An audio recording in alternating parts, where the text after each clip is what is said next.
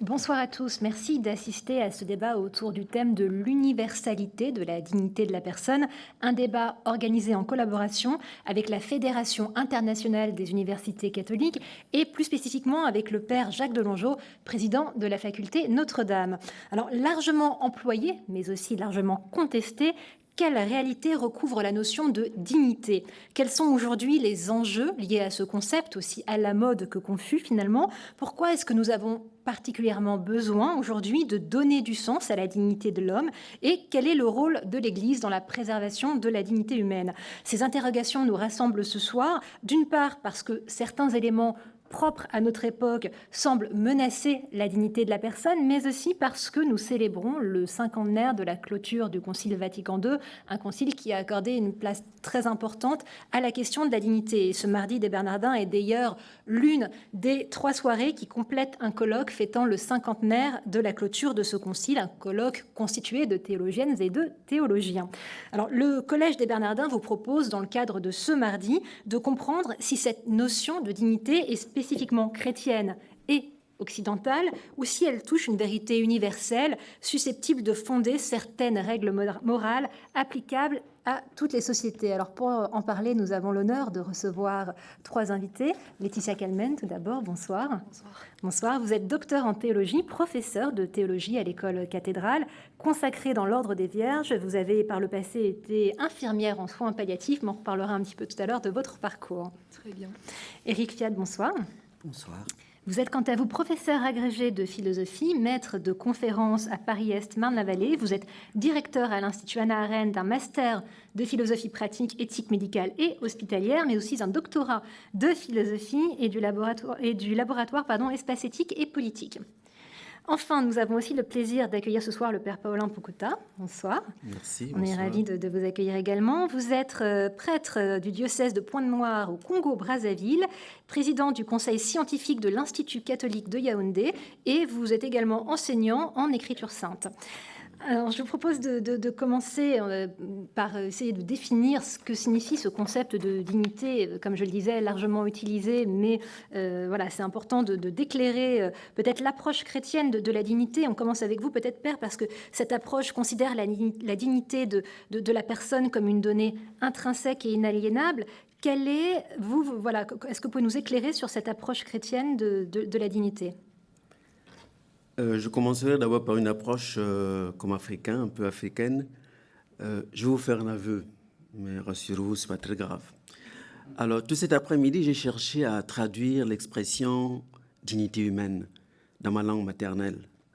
Et je vous avoue que je n'ai pas réussi.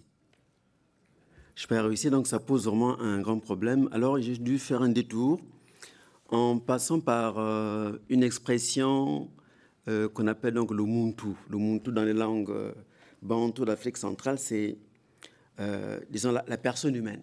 C'est le mot qui se rapprocherait le plus de voilà. La dignité. Mais ce qui se rapprocherait le plus de la dignité, en fait, c'est le bumuntu. Le bumuntu, c'est-à-dire le fait d'être une personne humaine. Donc le fait d'être homme au sens générique du terme.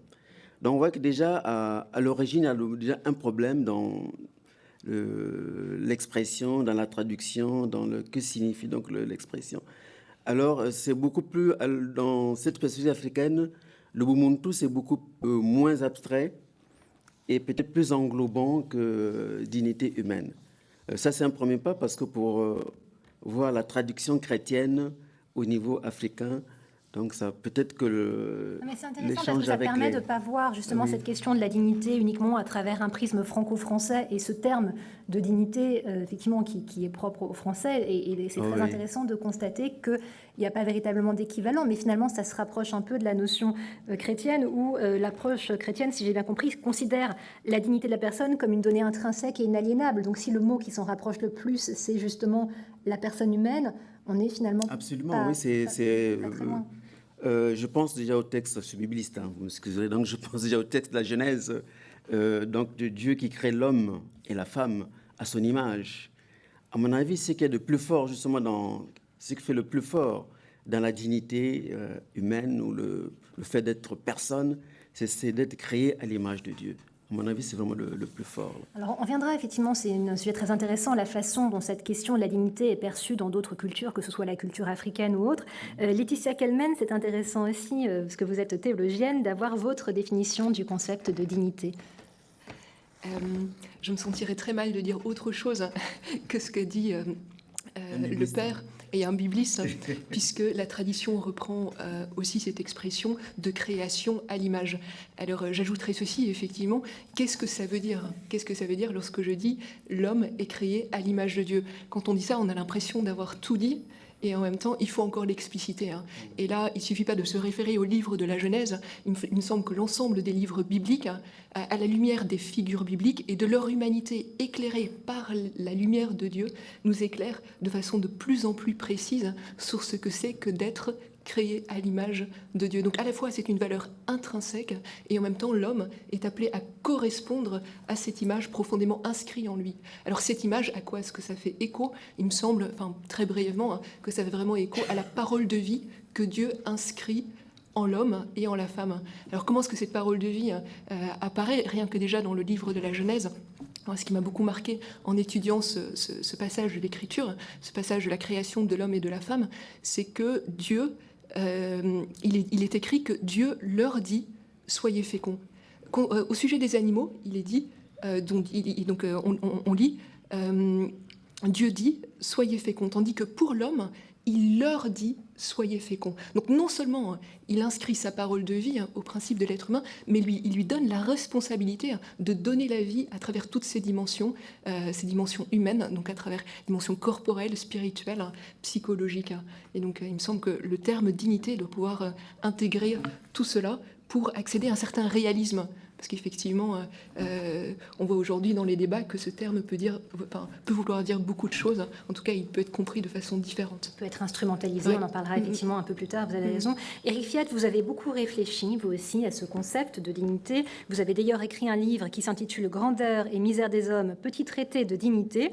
On devrait dire grand traité d'ailleurs, mais voilà, on l'avait appelé petit traité. On a parlé de l'approche religieuse. Qu'en est-il de l'approche philosophique sur cette question de la dignité ? Vous distinguez, je crois, une conception ontologique d'une conception posturale. En effet, mais tout d'abord, je crois qu'il est important pour savoir ce qu'il en est de la dignité de regarder le mot qui désigne la chose. Nous autres philosophes, nous essayons de parler une langue qui respecte l'origine étymologique des mots qu'elle emploie. Et par exemple, il n'est pas étonnant que le remords se nomme remords, car le remords, c'est une double morsure. Quand on éprouve du remords, on a l'âme mordue deux fois, d'une part par la conscience de sa faute, d'autre part par la conscience de l'irréversibilité du temps. Et par conséquent, à mon avis, on en saura déjà beaucoup sur la notion de dignité si on regarde le mot. Et il faut donc rappeler que dignité vient du latin dignus, qui veut dire qui vaut, qui a de la valeur. Donner à l'homme une dignité, c'est lui conférer une valeur qui, en effet, pour la plupart des chrétiens, est considérée comme une valeur absolue, intrinsèque, inaliénable, quelque chose qui fait partie de l'être humain comme tel. Mais il faut remarquer aussi que si dignité vient du latin dignus, qui veut dire qui vaut, qui a de la valeur, dignité vient aussi du latin dignitas. Et la dignitas, vous savez que c'était une charge publique à Rome. On pouvait être élevé à la dignitas, c'est-à-dire à la dignité de consul, de proconsul, de rhéteur ou de dictateur. Mais l'histoire du mot dignité est fort intéressante, car vous aurez remarqué qu'à Rome, on ne pensait pas qu'il suffisait d'être homme pour avoir une dignité.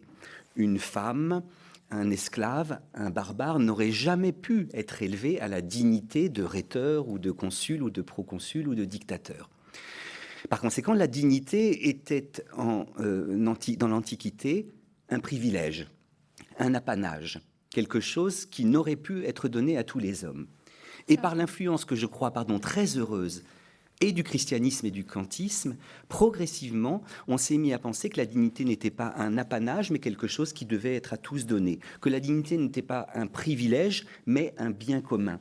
En vertu, en effet, de l'affirmation judéo-chrétienne, si j'ose ce mot qui est un peu confus, selon laquelle tous les hommes sont faits à l'image et selon la ressemblance de Dieu, eh bien, progressivement, on s'est mis à dire que même les femmes, mais oui, même les barbares, mais oui, même les esclaves étaient porteurs d'une dignité intrinsèque et ontologique. C'est ça, à mon avis, l'histoire du mot dignité. Je vous interromps 2 secondes parce qu'en prie. fait, effectivement, vous dites que la dignité n'est pas un apanage mais un bien commun. Il n'en demeure pas moins qu'aujourd'hui, et on revient à cette question des perceptions dans différentes cultures, aujourd'hui, selon certains pays, que ce soit les castes, certaines castes en Inde ou certains, voilà, on voit dans certains pays où malheureusement les femmes continuent d'être considérées comme n'étant pas l'égal des hommes, du moins.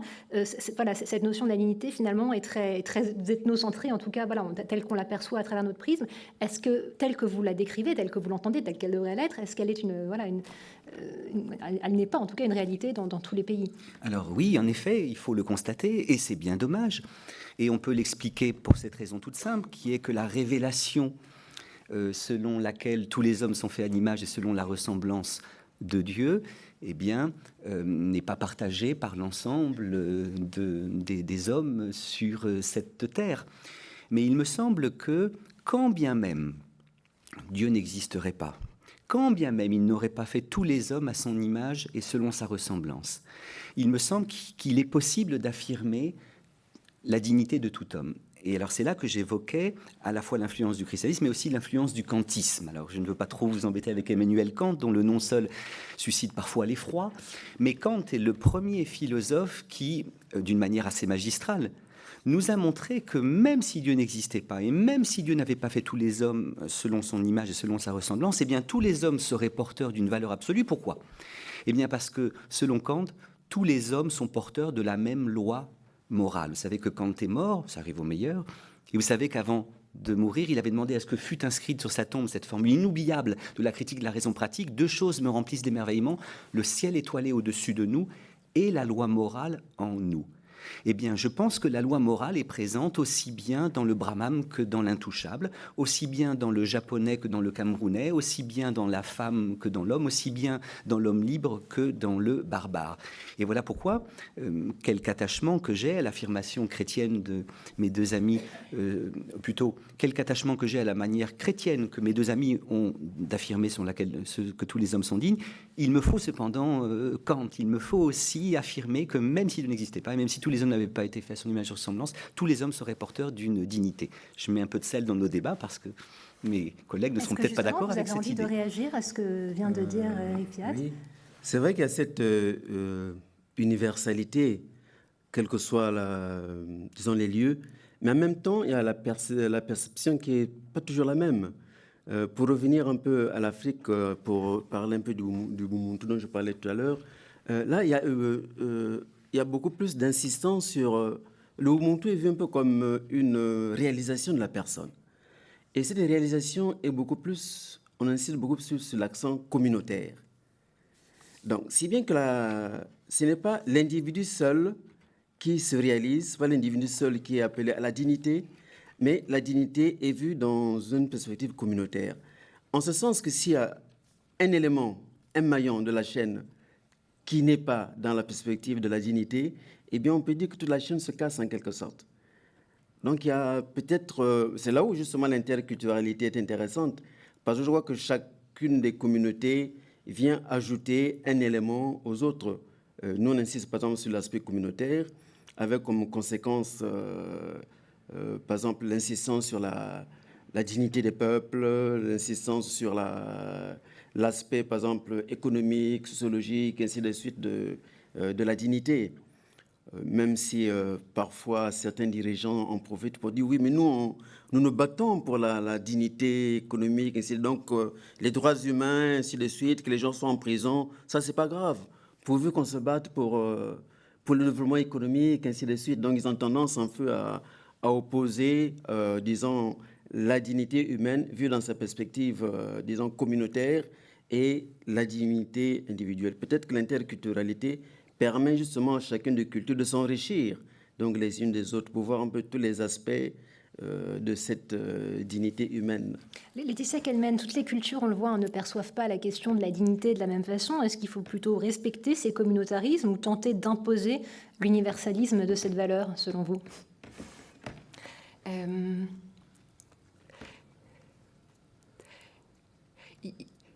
Il me semble que quand on parle de dignité, pour communiquer cette réalité qu'est la dignité, il faut pouvoir le faire dignement. Et donc l'idée d'imposer une idée que l'on a de la dignité me semble inadéquat. Par contre, effectivement, permettre à l'autre, à travers un témoignage, à travers un travail rationnel, à travers un travail philosophique, de découvrir cette loi morale ou cette loi de vie qu'il habite en profondeur, ça me semble intéressant. Et il me semble qu'il est vraiment important, je crois, de travailler sur la façon dont on permet aux hommes et aux femmes de redécouvrir cette loi qui est inscrite en leur cœur. Donc je sors un peu du rapport communautarisme-universalisme, parce que je pense que c'est pas à ce niveau-là que ça se situe. Que la révélation chrétienne nous éclaire particulièrement sur la dignité humaine, comme le rappelait Paul VI dans son discours à la fin. Dans son discours de clôture du Concile, il disait effectivement, pour connaître l'homme, il faut connaître Dieu. Mais pour connaître Dieu, il faut connaître l'homme. Et donc cette double connaissance, eh bien, nous sommes appelés effectivement comme chrétiens à en témoigner, mais vraiment dans un dialogue avec les différentes cultures. Ça veut dire reconnaître ce qui est profondément présent dans la culture. Donc c'est pas une question d'imposer une idée, mais reconnaître une réalité. Et voir comment effectivement on peut l'annoncer et puis lui permettre de croître dans les différentes cultures. L'idée étant de non pas l'imposer mais de la diffuser. Éric Fiat, vous nous avez un peu éclairé sur l'approche kantienne. Vous avez également, vous nous éclairez aussi sur l'approche posturale. Est-ce que finalement l'homme ne refuse-t-il pas parfois sa dignité ? Est-ce qu'on peut se retrouver dans des cas où justement on a beau vouloir, entre guillemets, c'est un peu votre idée, Laetitia, prêcher la bonne parole et tenter de diffuser des idéaux, l'homme ne refuse pas parfois sa dignité ? Et si, il n'est pas toujours digne de sa dignité. Alors en effet, je crois important de distinguer entre deux grandes conceptions de la dignité. Après quoi, je poserai une question au père, si vous le voulez bien, parce que ce qu'il a dit sur la communauté et l'individu m'excite. En effet, je crois important de distinguer entre deux conceptions de la dignité, une qu'on pourrait dire ontologique, l'autre qu'on pourrait dire posturale. Ontologique, c'est un mot des philosophes. Affirmer que tout homme est porteur d'une dignité ontologique, ça veut dire que dans l'être même de l'homme, quel qu'il soit, quoi qu'il fasse, quoi qu'il dise, eh bien, se trouve quelque chose comme une valeur absolue, intrinsèque et inaliénable. Mais il y a aussi une autre conception de la dignité que je qualifierais en effet de posturale. Et c'est à cette conception-là qu'on pense quand, interrogeant des amis qui sont allés à un enterrement et qu'on leur demande comment cela s'est-il passé, ils nous répondent « ça a été une cérémonie très digne ». Qu'est-ce que ça veut dire une cérémonie très digne ? C'est une cérémonie où les gens se sont tenus, se sont retenus, se sont contenus, se sont maintenus. La dame très digne que vous voyez dans les rues du bourg, c'est une dame qui ne sort jamais dans les rues du bourg que les lèvres, les poings et les fesses serrées autour de son sentiment de dignité. Elle se contient, elle se retient, elle se maintient. Et c'est ça la définition posturale de la dignité. Or, selon moi, on a besoin de ces deux définitions. La grande question, c'est de savoir si on fait passer l'ontologique avant le postural ou le postural avant l'ontologique. La tradition chrétienne, la tradition kantienne font passer l'ontologique avant le postural. Qu'est-ce à dire ? Ça veut dire que même quelqu'un qui ne se tient pas, quelqu'un dont la posture est plutôt au laisser-aller, à l'abandon, à l'indignité, eh bien, est quand même porteur d'une valeur absolue, intrinsèque et inaliénable. Mais il y a aussi une autre tradition qui fait passer le postural avant l'ontologique et qui, constatant que quelqu'un se laisse aller, ne se tient pas, ne se contient pas, ne se retient pas, va dire que cette personne n'est pas porteuse d'une dignité. Alors selon moi, on a besoin des deux sens, même si je fais passer l'ontologique avant le postural, pour la raison peut-être que vous disiez. C'est-à-dire qu'il n'est pas suffisant de dire que tout homme est porteur d'une loi morale ou porteur de ce que vous appelez une loi de vie. Il faut ensuite ajouter que l'homme doit faire effort pour être digne de sa dignité. Et à chaque fois que nous sommes un peu menteurs, un peu lâches, que nous nous laissons aller, eh bien, nous nous rendons indignes de notre dignité.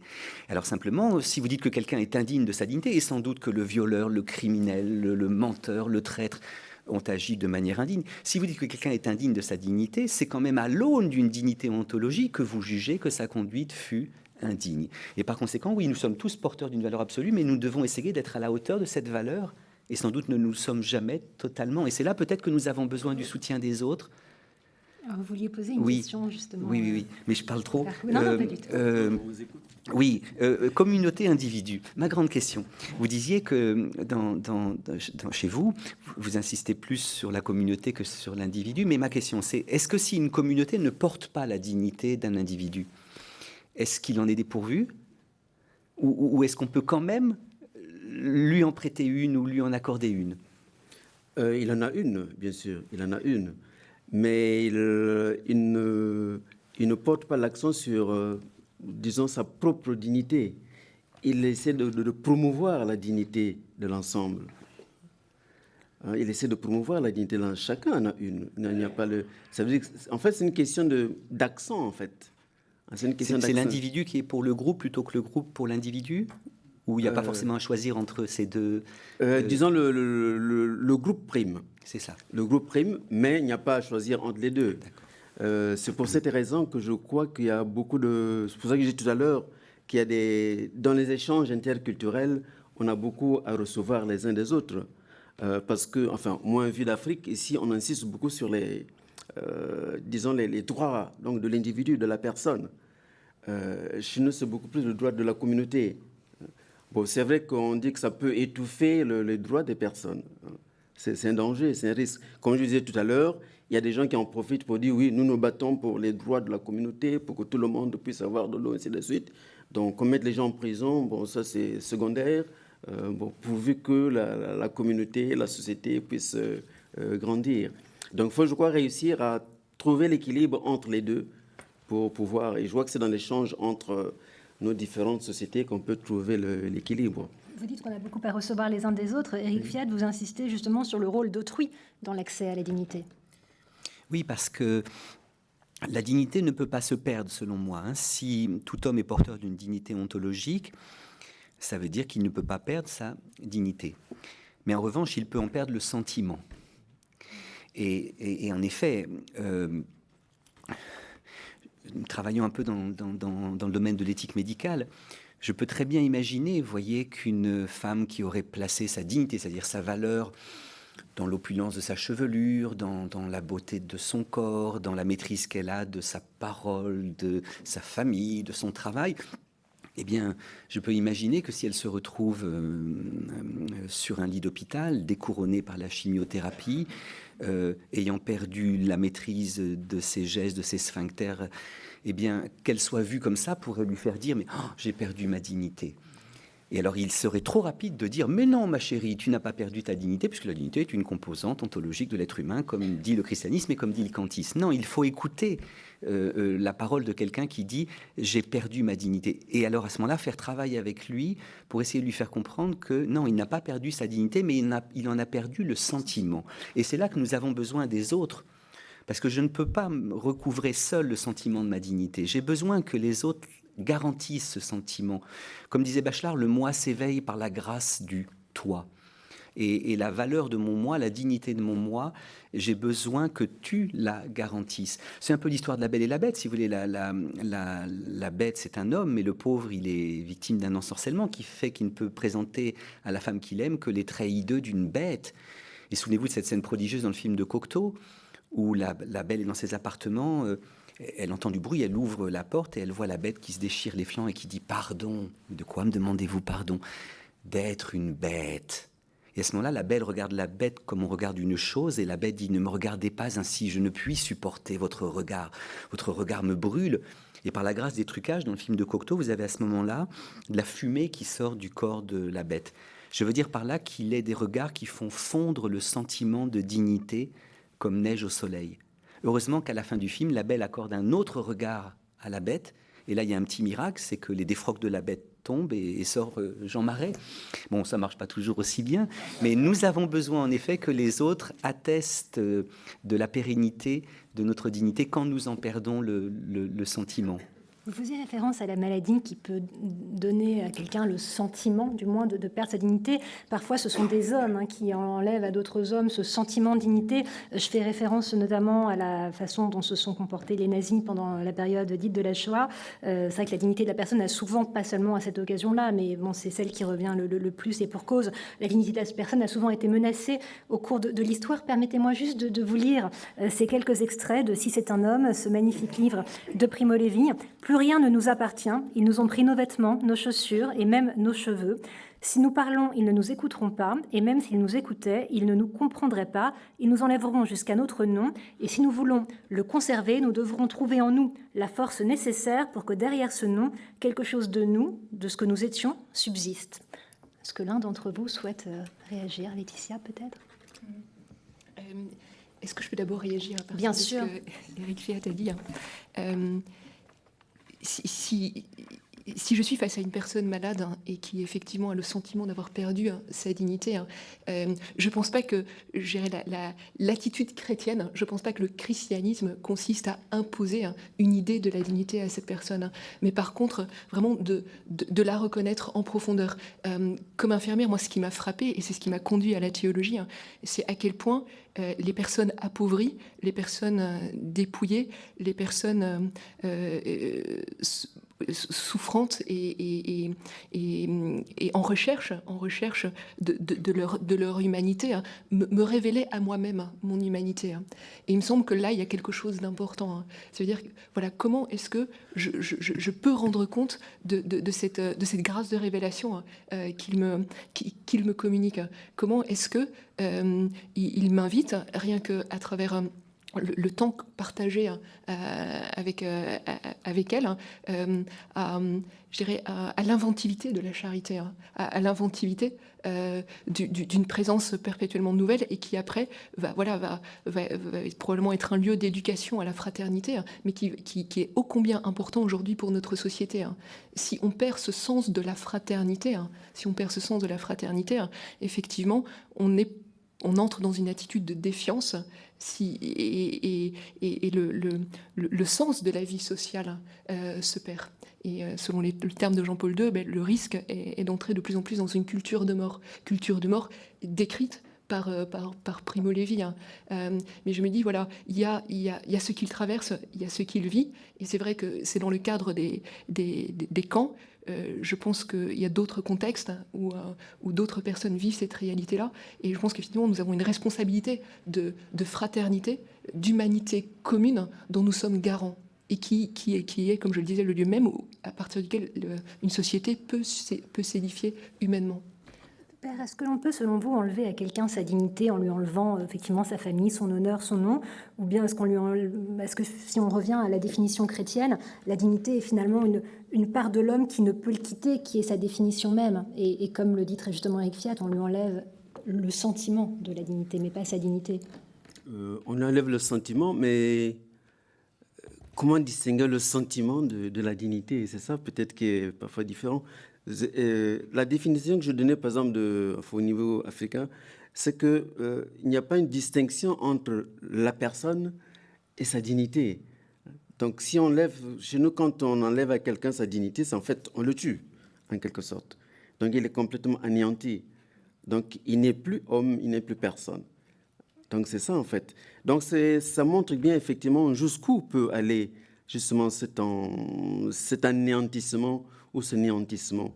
Et c'est là où je crois que le mystère de la croix, pour rejoindre un peu ce que disait ma collègue, le mystère de la croix est important à ce niveau. Donc il y a une sorte de néantissement, on peut dire, surtout dans l'évangile de Marc. On voit comment que Jésus va jusqu'au bout. Mon Dieu, pourquoi m'as-tu abandonné? Et c'est vraiment le désarroi, le néantissement le plus total. Mais de ce néantissement surgit donc la personne dans une autre perspective de dignité. Et là, la dignité prend un autre sens, effectivement. Et là, en ce moment-là, pour rejoindre un peu ce que vous dites tout à l'heure, pour des camps, qui est une expérience, bien sûr, malheureuse ici, mais qui est une expérience malheureuse qu'on trouve, malheureusement, qui se répète encore aujourd'hui. Et comment est-ce que, justement, à partir de l'expérience de la croix, donc de ce néantissement, de ce chemin de croix que vivent des personnes, il y a possibilité de résurrection, c'est le terme, justement de pas seulement de la notion de dignité, mais de la personne digne. Donc c'est pour ça que je parlais beaucoup plus de personnes dignes plutôt que de notion de dignité. Bon, c'est vrai que c'est important, mais vraiment des personnes qui sont dignes et qui doivent vivre dignement. Et c'est ça qui est un peu, pour moi, c'est ça la force du christianisme et du mystère de Pascal. Alors, la dignité de la personne, elle a été beaucoup invoquée aussi de façon plus contemporaine sur des questions de bioéthique. Je pense notamment à la question de l'euthanasie. Alors on va parler tout de suite, Laetitia, de la façon dont vous avez abordé cette question d'euthanasie. Éric Fiat, sur ce sujet de l'euthanasie, il y a ceux qui sont pour et ceux qui sont contre, et finalement tous, quel que soit le bord, le côté où ils sont, mettent en avant la question de la dignité. Alors est-ce qu'il y a lieu dès lors de penser que ce concept est instrumentalisé ? Oui, c'est un concept, comme vous le disiez très justement en introduction, à la fois très à la mode et très confus. Très à la mode de chez nous, puisque tous nos contemporains vont dans le monde disant qu'il faut respecter la dignité de la personne humaine. Cette affirmation sur laquelle il faut respecter la dignité de la personne humaine, on l'entend partout. Dans les églises comme dans les loges, dans les hôpitaux comme dans les tribunaux, dans les meetings de la gauche comme dans celles de la droite. Enfin, on entend aujourd'hui des gens affirmant qu'il faut respecter la dignité de la personne humaine. Donc, concept très à la mode de chez nous. Mais en même temps très confus parce que, oui, vous l'avez dit, c'est la même notion de dignité qui est instrumentalisée par certains de nos contemporains pour réclamer la légalisation de l'euthanasie et par d'autres de nos contemporains pour refuser cette légalisation. Il existe une association pour le droit à mourir dans la dignité, ADMD, qui, au nom de la conception qu'elle se fait de la dignité, réclame la légalisation de l'euthanasie, en tout cas sa dépénalisation. Quand de l'autre côté, vous trouvez, parmi les praticiens des soins palliatifs, notamment, dont vous êtes, si j'ai bien compris, un certain nombre de contemporains qui, justement, utilisent le concept de dignité pour refuser cette légalisation-là. Je me souviens qu'au moment des débats, vous savez, sur la possibilité ou non pour les jeunes filles d'origine maghrébine de porter un foulard à l'école, je me souviens que certains avaient dit qu'il fallait permettre le foulard au nom de la dignité de la jeune fille, et que d'autres avaient dit qu'il fallait interdire le foulard au nom de la dignité des jeunes filles. Donc on a affaire à ce qu'Alain Finkielkraut appelle des combats d'homonymes. Dans le temps, les hommes qui ferraillaient pour la République s'opposaient à ceux qui ferraillaient pour la monarchie. Les hommes du cardinal s'opposaient à ceux de la reine. La droite était le parti de l'ordre, la gauche le parti du mouvement. Ce qui est symptomatique de notre époque, c'est qu'aujourd'hui, on se bat au nom des mêmes valeurs. Et en effet, la notion de dignité est instrumentalisée par les uns pour l'euthanasie, par les autres contre l'euthanasie. Voilà pourquoi il faut en effet la travailler. Laetitia Kelmen, je le disais, dans votre parcours, cette question de l'euthanasie, vous l'avez approchée de très près, si j'ose dire, au sens où, dans le cadre de votre parcours professionnel, puisque vous étiez à l'époque en Belgique dans une unité de soins palliatifs, vous étiez dans cette unité de soins au moment où l'euthanasie a été dépénalisée. Voilà, absolument. Et si j'ai bien compris, ça a été un déclencheur. C'est à partir de ce moment-là que vous vous êtes inscrite pour des études théologiques à Bruxelles, c'est ça ? Voilà. Est-ce que vous avez le sentiment que dans ce pays tout voisin du nôtre, la notion de dignité s'est quelque part perdue dans un libéralisme trop imposant ? C'est une vraie crainte et une vraie inquiétude que je porte, hein, effectivement. À partir du moment où on a levé un interdit, le risque, c'est que c'est l'interdit lui-même qui devient normatif.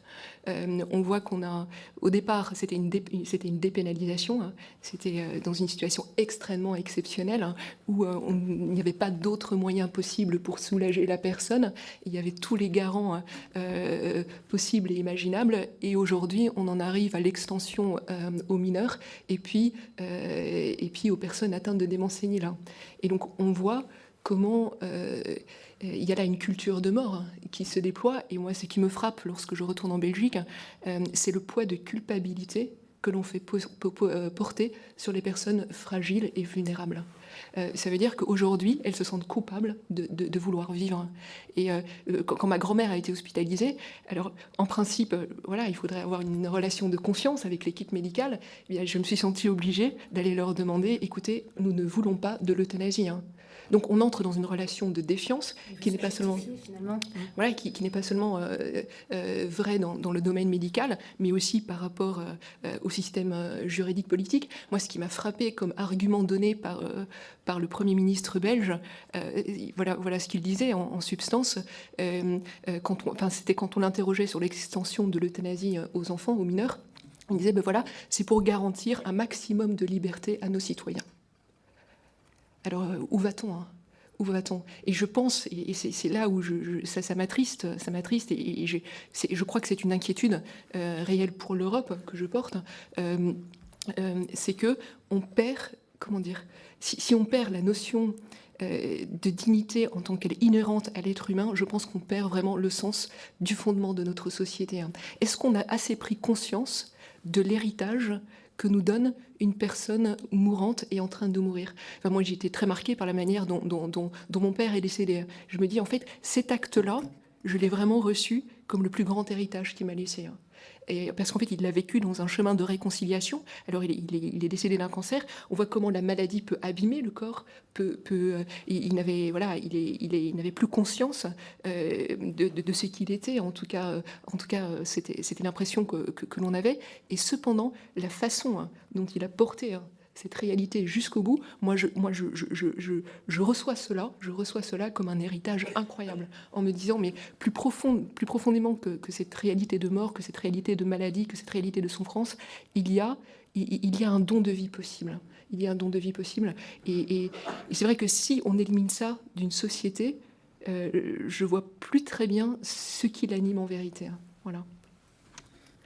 Oui, mais bien sûr. Mais les militants de la DMD mettront en avant des fins de vie où des hommes ont souffert d'une manière telle qu'ils n'ont plus pu porter cette belle lumière dont vous parlez ou cette belle parole de vie dont vous parlez. Je suis d'accord avec vous, je veux vous rassurer. Mais je crois très important, si vous voulez. De même que tout à l'heure, on disait qu'il n'est pas suffisant de dire que tous les hommes sont dignes. Il faut exiger d'eux qu'ils aient des conduites dignes de leur dignité. De même, je crois qu'il n'est pas suffisant de dire que tous les hommes sont dignes. Il faut aussi faire en sorte qu'ils vivent dans des conditions dignes de leur dignité. Et certains de nos hommes vivent dans des conditions qui sont indignes de leur dignité. Ceux qui sont obligés de mendier leur pain, ceux qui se retrouvent à mourir dans le caniveau, ceux qui sont obligés de donner leur corps pour un tout petit peu de pain, vivent dans des conditions qui sont indignes de leur dignité. Et parmi les conditions indignes de la dignité de l'homme, il y a aussi la souffrance à laquelle nul ne porte remède. Et c'est la raison pour laquelle à la fois, il faut, selon moi, s'opposer, en effet, à la DMD, pour le dire vite, c'est-à-dire à une association qui essaie de distiller dans la société l'idée selon laquelle l'homme pourrait perdre sa dignité. Mais à la fois, il faut absolument promouvoir les soins palliatifs et faire en sorte que on ne laisse pas les gens souffrir, parce que quelqu'un qui souffre et qu'on laisse souffrir est quelqu'un qui vit dans une condition indigne de sa dignité. Sur l'exception, vous dites quelque chose d'un mon avis essentiel, parce que la DMD, au fond, quand on lit les textes parfois très intéressants qu'elle produit, on se rend compte qu'elle donne comme synonyme de la dignité humaine la maîtrise, l'autonomie et l'indépendance. Trois notions d'ailleurs allègrement confondues quand toute une tradition philosophique voudrait distinguer entre maîtrise, autonomie et indépendance. Ceci dit, l'idée est qu'on est digne tant qu'on est maître de soi, de sa parole, de ses sphincters, mais la perte des maîtrises serait une perte de dignité. On est digne tant qu'on est autonome, toute hétéronomie serait une indignité. On est digne tant qu'on est indépendant, toute dépendance serait une indignité. Et à mon avis, il faut absolument lutter contre cette assimilation de la dignité et de la maîtrise, autonomie, indépendance. Et alors, en effet, les militants vont dire, oui, mais attendez, moi je ne fais que juger pour moi. Moi, je ne veux pas perdre mes maîtrises, je ne veux pas perdre mes autonomies, je ne veux pas perdre mes indépendances. J'ai le droit de penser que si je les perds, je perds ma dignité. Je ne choisis pas pour les autres. C'est pas vrai. Sartre nous a appris que choisir pour soi, c'est choisir pour l'humanité. Et alors, la notion d'exception est en effet une notion redoutable parce qu'ils disent, allez, dans certains cas, on fait une exception à la règle selon laquelle tu ne tueras point. Le problème, c'est que comme Kant a magistralement démontré, dans la vie morale, l'exception ne confirme pas la règle. Elle l'infirme. Vous avez remarqué, par exemple, que nous sommes sans doute tous d'accord pour dire que c'est pas beau de mentir. C'est pas bien de mentir. Et cependant, nous mentons tous. Mais ce qui est intéressant, c'est qu'à chaque fois que nous mentons, c'est juste pour une fois. et toujours pour la dernière fois. Nous mentons toujours à titre exceptionnel. Et par conséquent, comme dit Kant, le mal vient de l'exception. Et alors, en effet, de donner la possibilité d'une exception d'euthanasie, c'est mettre le doigt dans un engrenage. Et comme en effet, on a vu en Belgique, au bout d'un certain moment, il n'y a plus que le bras, la main, le bras, mais tout l'être humain qui risque d'y passer.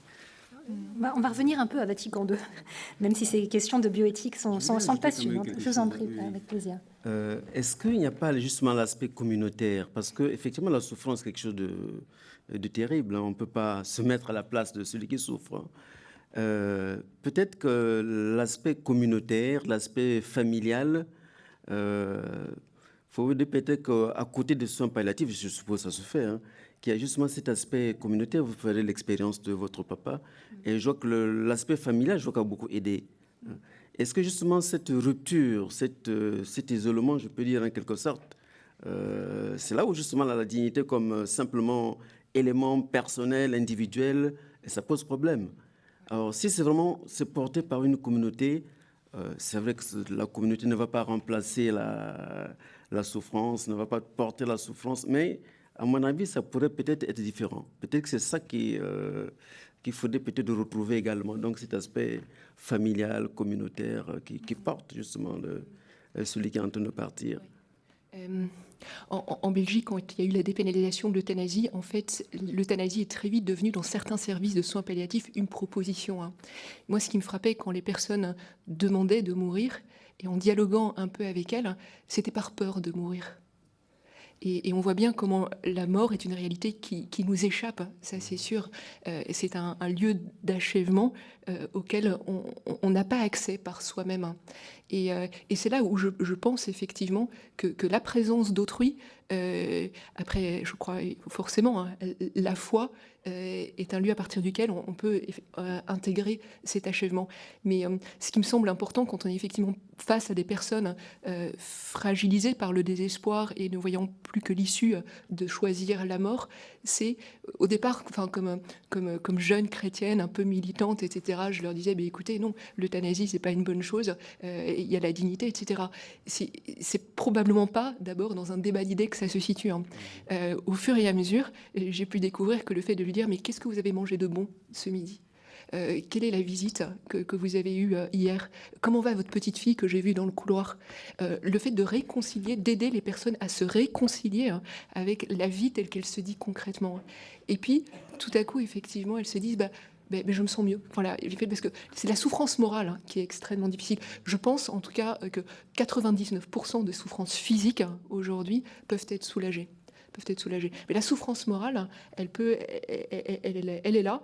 Alors, il faut pas l'évacuer parce que je pense qu'elle est le signe aussi de quelque chose qui pourrait être important. On voit bien que ce sont des heures denses, les heures de la maladie et les heures de la mort, et c'est une densité qui nous amène non seulement à nous situer par rapport à nous-mêmes, mais par rapport à notre entourage.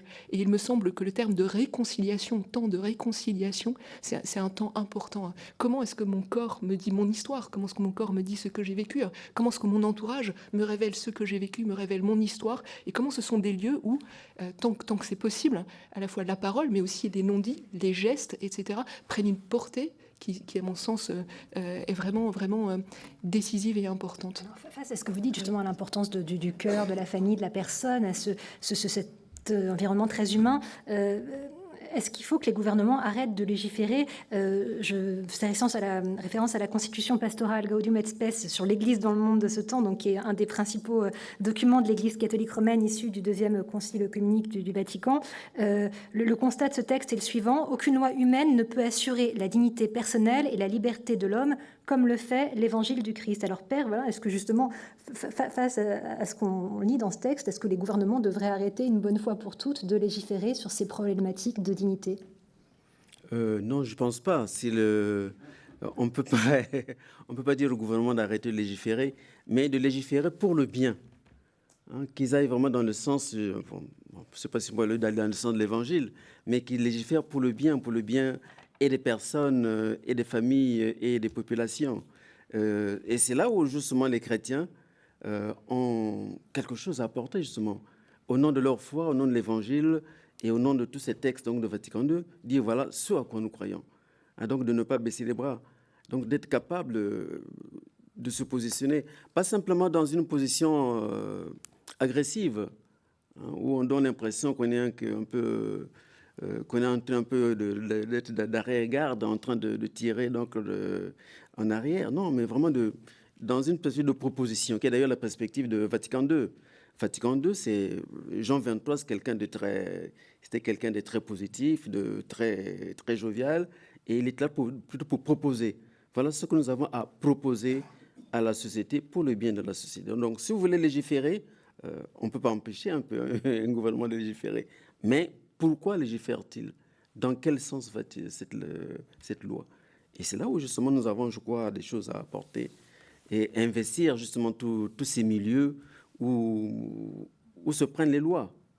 Et je vois que peut-être qu'il faudrait moins d'agressivité, mais aussi moins de timidité, je vois, de la part des chrétiens. Plus de fermeté. Oui, plus de Alors, fermeté. ce qui est très étonnant, c'est que quand on tape le mot dignité dans Google ou sur Twitter, tous les résultats sur plusieurs pages contiennent l'expression mourir dans la dignité. Alors, on a parlé de l'euthanasie, on ne va pas revenir à l'euthanasie, mais Éric Fiat, je voudrais vous faire réagir sur certains croyants radicaux qui aujourd'hui meurent au nom de la dignité. Pour eux, c'est par exemple d'aller assassiner des journalistes ou des caricaturistes avec lesquels ils ne sont pas d'accord. Un être humain ne devrait-il pas être digne de sa dignité, comme vous le suggériez tout à l'heure? Bien si. Je ne peux répondre que oui. Je ne comprends pas votre question, pardon. L'idée de mourir dans la dignité, ça prouve bien, c'est un peu ce qu'on évoquait tout à l'heure, que la question de la dignité, finalement, est très culturelle, ou même au-delà de culturelle. Enfin, voilà, donc je voulais vous faire réagir à cette... parce que je pense que si on parle autant de la dignité aujourd'hui, c'est bon, évidemment dans le cadre de la clôture du Concile de Vatican II, mais aussi parce qu'il y a beaucoup d'inquiétudes, de préoccupations sur ces questions. Pas seulement sur ces aspects-là, mais aussi, et donc je voulais vous inviter à Je réagir. ne mettrai pas sur le même plan quelqu'un qui, souffrant, veut mourir dans la dignité. Absolument pas, mais on est et d'accord. quelqu'un Oui, on est bien d'accord. qui, ne souffrant pas, est prêt à tuer au nom de son Dieu, parce que là serait sa dignité. C'est ce dont Ah oui. aspect que j'évoquais. C'est Oui. ça, mais surtout ne mettons pas les deux choses sur le même raison, plan. oui. À propos de la fin de vie, il est bien évident que la plupart du temps, sous la demande de mort, se cache d'abord la demande de ne plus avoir mal, et puis ensuite se cache quelque chose comme une demande d'amour. Mais je crois, comme vous le disiez, que ce que nous avons à faire, c'est à être là, et à ouvrir un vide de bonne qualité, ce que j'appellerais un vide de bonne qualité, une chambre d'écho à la bonne acoustique, pour que celui qui va mourir puisse parler, et ne pas trop vite juger, ne pas trop vite lui dire « jamais nous ne te donnerons la mort » ou « nous allons te donner ce que tu demandes ». Il s'agit d'ouvrir quelque chose comme un espace pour qu'il puisse parler. Et la plupart du temps, comme vous le dites, ceux à qui on ouvre cet espace finissent par ne plus demander la mort. Ça, c'est l'expérience qu'on a et dont vous témoignez. Y a-t-il en France, selon vous, des lieux où il conviendrait d'améliorer la prise en compte de la dignité de la personne? En prison. Est-ce que vous les détaillez? Vous trouvez que les conditions de détention sont indignes? Très souvent. Très souvent, oui. On a une étudiante, Anne Lécu, qui a écrit un livre sur la prison des femmes, qui est absolument extraordinaire. Et en effet, on est souvent en prison, réduit à des conditions indignes de la dignité humaine. On devrait être seul, on ne l'est jamais. On doit faire ses besoins à côté de quelqu'un qui les fait. C'est la première idée qui me vient, mais il y a sans doute bien d'autres lieux où nous devons veiller à ce que les hommes vivent dans des conditions dignes de leur dignité. Père, on évoque souvent les concepts de spécisme et antispécisme. Alors, est-ce que vous pouvez rappeler pour ceux de nos téléspectateurs qui sont peu familiers avec ces concepts, en quoi est-ce qu'ils consistent, et montrer comment la supériorité de l'homme sur l'animal peut aujourd'hui être remise en cause? La supériorité de l'homme sur... c'est vrai qu'avec les travaux scientifiques, ainsi de suite, bon, l'autre jour, je crois que je suis à la télé, justement, on parlait justement de l'origine de l'homme. Et on disait que peut-être qu'à un moment donné, finalement, on était tout près, en fait, des dernières espèces animales. Je pense que enfin, ça dépend chez nous en Afrique, par exemple, vraiment la distinction entre l'homme et l'animal est très nette. C'est très net. Il n'y a vraiment aucun problème là-dessus. Et au niveau justement des textes bibliques, au niveau de également de l'Église, il y a une différence très nette entre l'être humain et l'animal. C'est pour cette raison que c'est vrai que pour sauver l'homme, il y a des expériences qui se font, ainsi de suite, mais on ne peut pas confondre justement la personne humaine à l'animal. C'est complètement différent. Et là aussi, il y a peut-être des questions de philosophie, des questions j'allais même dire d'idéologie qui rentrent en ligne de compte. Et tout à l'heure, pour revenir un peu à la question que vous avez, qui est passée rapidement, et que je crois qui est très importante, vous avez parlé des personnes qui se font tuer au nom de la dignité.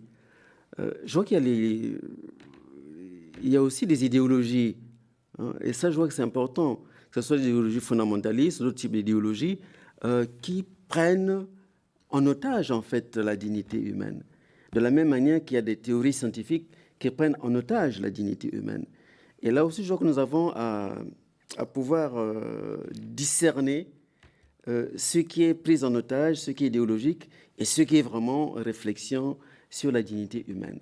Et c'est peut-être les philosophes beaucoup nous aident là-dessus, mais aussi les théologiens, la parole de Dieu nous aide beaucoup là-dessus aussi. Même Kant disait « les hommes ne sont pas saints, mais l'humanité est sainte en eux ». C'est l'idée selon laquelle il y a en tout homme quelque chose d'indisponible, quelque chose qu'on n'a pas le droit d'instrumentaliser, quelque chose sur quoi on n'a pas le droit de mettre la main, de faire main basse. Voyez, Kant, ici même, le dit. Donc on a besoin des philosophes, je suis d'accord. On pourrait parler de ces sujets de dignité pendant des heures, et notamment des questions bioéthiques, parce qu'on n'a pas eu le temps de tout aborder, notamment la question de la gestation pour autrui et d'autres sujets passionnants, mais malheureusement le temps passe très vite. Donc l'heure de clôturer ce débat. Merci à tous d'y avoir participé. Mardi prochain, KTO diffusera la conférence intitulée « Que signifie la laïcité pour un chrétien ?» Une conférence exceptionnelle du cardinal Gérard Ludwig Miller, suivi d'un dialogue avec Pierre Manant, Paul Thibault et le père Philippe Capelle-Dumont. Et en ce qui me concerne, je vous retrouverai ici même au Collège des Bernardins le 5 mai autour d'un débat sur le thème de la famille. Est-ce la famille qui fait le droit ou le droit qui fait la famille? On tâchera d'y répondre et je rappelle que vous êtes bien entendu cordialement invités à venir participer à ces débats dans le cadre du Collège des Bernardins. Merci à tous. Bonne soirée. Merci. Merci beaucoup.